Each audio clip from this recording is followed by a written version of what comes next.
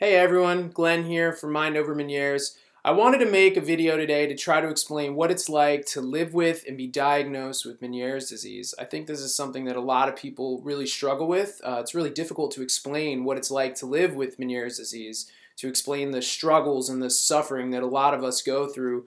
And it's something that I've thought a lot about over the years. Most people have never even heard of Meniere's disease. It only affects one out of every 500 or so people.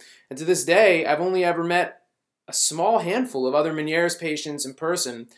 So I think that when our family and our friends can't even understand, it's hard for us to expect the rest of society to understand what we're going through. And that's a big hurdle that we're going to have to overcome to raise awareness for this terrible disease.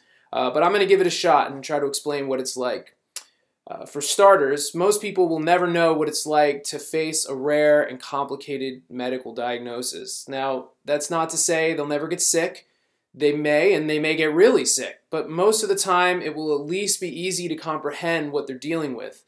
Their doctor will be knowledgeable.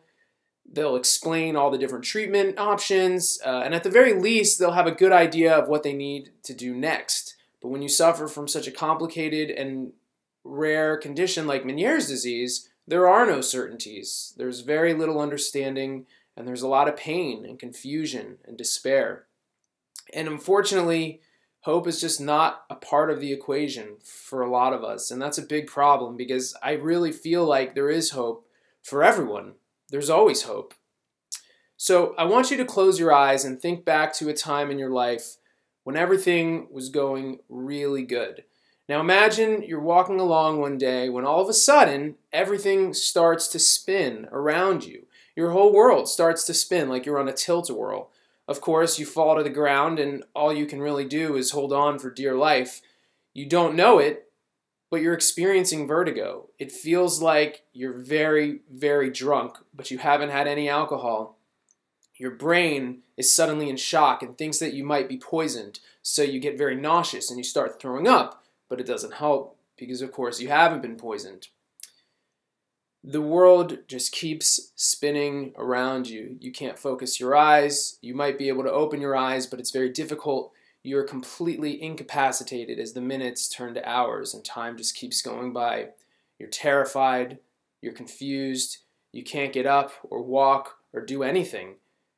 We tend to take our balance for granted, but our equilibrium comes with no guarantees. Your balance is controlled by your vestibular system and your vision system, and both of those systems can become compromised.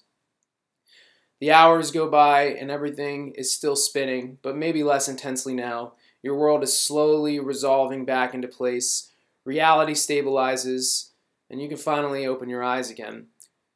But you have no idea of what just happened. You're left thinking that something is really, really wrong with you. You have no answers. You're filled with questions with no answers. So you go to the doctor. But your doctor doesn't know what's going on either. If you're lucky, you'll end up seeing an ENT or a specialist who may have some experience diagnosing and treating vestibular disorders and balance disorders. But if you're unlucky, you may go for years before you talk to anyone with any kind of idea of what's going on, suffering the entire time without any kind of explanation or understanding.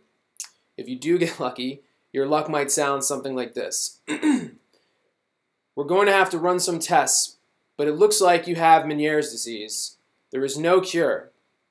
They don't know what causes it, and every time you have a vertigo attack, your hearing is going to be damaged permanently, a little bit.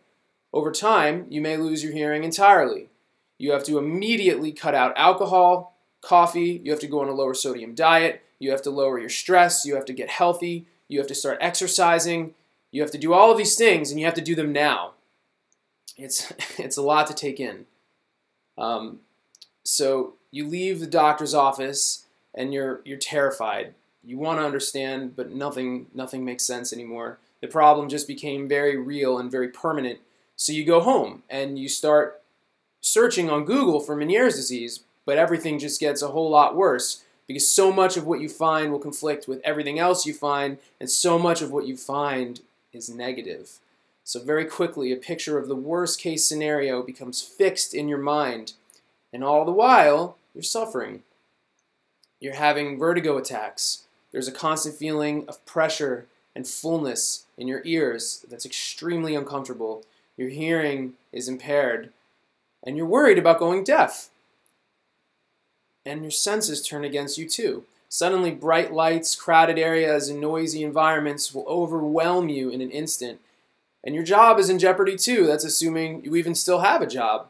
Your boss and your coworkers think you're overreacting.